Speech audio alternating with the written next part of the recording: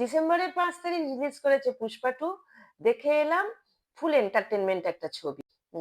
যারা দেখেছেন তারা তো দেখেইছেন, আর যারা দেখেননি তাদের জন্য একটা ছোট্ট রিভিউ। তো the Pushpa two the rule cast করেছেন আল্লু অর্জুন, রশ্মিকা মাদান্না, আর ভিলেনের অভিনয় করেছেন ফাহাদ ফাসিল। ফাহাদ ফাসিল ভিলেনের অভিনয় অনবদ্য, ওনার সম্পর্কে বলার আর নতুন করে বলার কিছু নেই।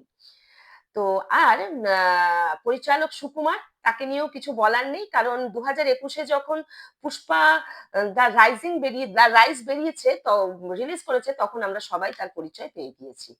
Full of entertainment. যখন সিনেমাটা দেখছিলাম তখন শুধুমাত্র মনে পড়ছিল সেই রজনীকান্ত, সেই অমিতাভ বচ্চন। একদম full of entertainment, full of action. যারা অ্যাকশন মুভি ভালোবাসেন, তারা যারা দেখেনি, তারা একবার নিশ্চয়ই গিয়ে দেখে আসবেন।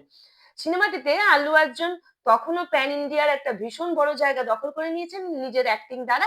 এখনো তিনি তার ব্যতিরেক হয়নি।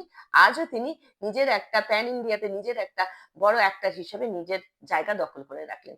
তার ফ্যান বেশ ভীষণ বেশি তারপর থেকেই, এবং তার ফ্যান বেশ এবারের সিনেমাটাতে একটি সিন, 20 মিনিটের একটি সিন, হ্যাঁ 20 মিনিটই হবে, 20 মিনিটের একটি সিনে আরো বেশি তার ফ্যান বেস বেড়ে যাবে। সেটি হচ্ছে তিনি একটি নীল কালারের শাড়ি পরে মা কালীর বেশ ধরে একটি ডান্স করেছেন, যেখানে তাকে ট্রান্স হিসেবে দেখানো হয়েছে। এবং সেই সেই অভিনয়টা তার, আমার অ্যাকর্ডিং টু মি, সেই অভিনয়টা ভীষণই পোক্ত অভিনয়।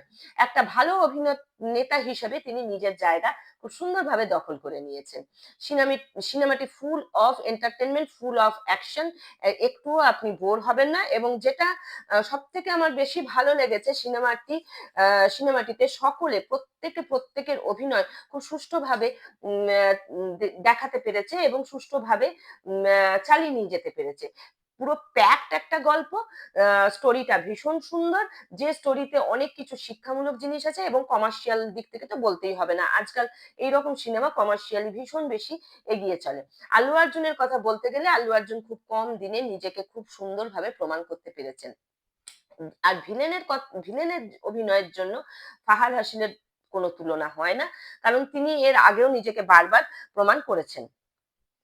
যাই হোক, আমি সিনেমাটি দেখে আপ্লুত, এবং সেই পুরনো অ্যাকশন মুভির কথা মনে পড়ে গেছে।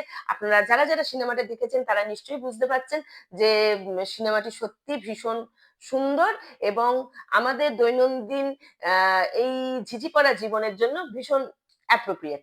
তো যারা দেখেননি তাদের কাছে আবেদন রইল, আমার বন্ধুদের কাছে যান, একবার নিশ্চয়ই পুষ্পা টু দেখে আসুন।